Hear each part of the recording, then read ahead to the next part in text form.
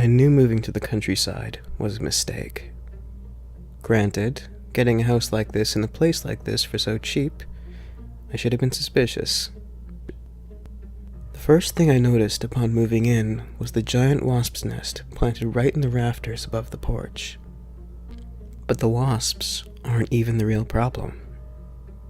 It's never good when wasps aren't the main problem. The main problem began when I awoke 2 days ago to find about half a dozen tiny cuts on each of my arms. They were little red wounds, about half the size of an M&M.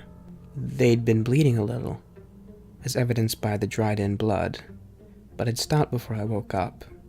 As I inspected them, I realized that they weren't stings or bites exactly, which meant I had another infestation. Although of what, I didn't know. I never saw anything during the day, so I deduced they must be living under the floorboards or possibly in the walls. I noted that I usually leave my window open a crack as I sleep, but there was no evidence that they were living outside and coming in at night. No, I knew they were crawling around inside somewhere. So that night, I went to sleep again, being extra vigilant with keeping my arms under the covers, and awoke again the next morning. I checked my arms and found that I had now dozens and dozens of little cuts in my arms, and now a few on my legs too. Freaked out, I went straight to a local physician.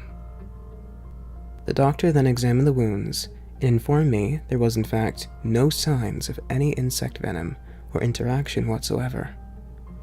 He seemed confused by it, and he said that it appeared as if tiny chunks of skin had been manually carved out of my arms and legs while I was sleeping, with some manner of fine instrument.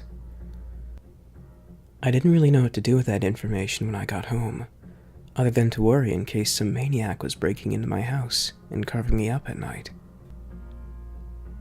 Needless to say, I was pretty restless for the remainder of the day. I sat there, on my porch, finishing my dinner as I thought about it. I put my knife and fork down and stared at the plate. A wasp was buzzing around the table. I watched as it landed on a small slab of ham left on the plate.